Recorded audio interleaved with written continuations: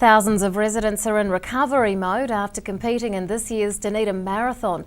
The event has been held for decades, taking runners on a scenic coastal journey around the harbour. And race director Phil Coakes is here to tell us more. Good evening. Good evening, Rebecca. Now, how many people completed the marathon this year? Well, in the marathon itself we had around about 170, but then we had the associated events like the half and the quarter. So overall our entries were around about 1,760 through the whole 5 different events. Tell us about the course.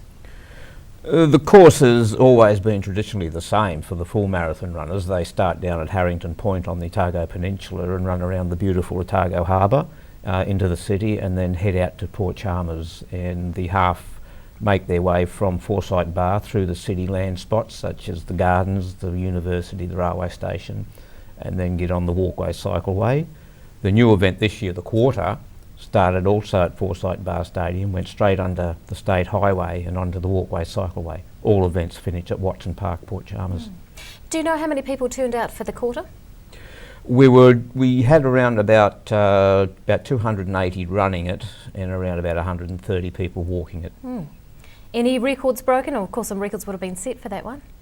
Yeah, no records in the other main events, but the new event, the first quarter event, will create a record for people to challenge next year. What's the history of this event?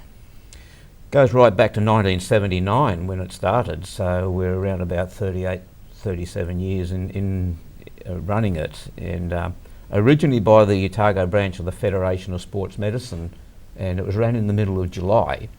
And it was to encourage people into getting into exercise. So while all harriers and that were running around in their road races and cross country. Do runners raise money for charities or other causes? Yes, certainly. We also have an official fundraising for a group on the day, and this year it was Red Cross, who also provided our medical coverage.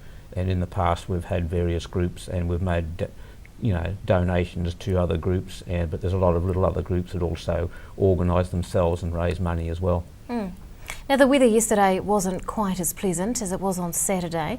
How was it for runners and walkers? Challenging, I think, especially for the full marathon runners who came from Harrington Point. They would have had to battle into that southerly for around about the first 27 k's of a 42k event. Once they got into the city and turned onto the walkway cycleway, they had a good tailwind to the end. The others would have experienced some along the way, but in the end, once they got on the walkway cycleway, they had that tailed wind which took them into Port Chalmers. Briefly they had it when coming along Albertson Avenue to the finish, but I looked at the people coming across the line and they were thoroughly enjoying it in spite of the conditions. When do people start training for this event? If you're looking at the marathon, they're probably 3 or 4 months out. Most of them are pretty seasoned marathon runners and know what's required, and then you got the half marathon ones who may run from 10 to 12 weeks out from the event. Thus the introduction of the quarter, where it was less stressful and where you could probably get some good training under your belt in maybe 4 or 5 weeks to take on that shorter distance. Do you know how many people from Dunedin take part versus how many people from outside of Dunedin? There's basically around about 80% of local people, but then we get a lot of people from throughout the South Island, Central, down south, and coming down from the North Island. There's a sprinkling of people who come from overseas who are basically in the country having a holiday, and they see this event and they come down and take part. What does the future look like? Is the quarter going to be a goer for next year? I think it will be. It was our first time, so the logistics of it were quite challenging, and we'll improve that next year. And I think Cadbury's have acknowledged that by continuing their sponsorship. They've been with us for an amazing 28 years, which is a very long thing, and we've gone through millions of Moro bars, so I think it looks good.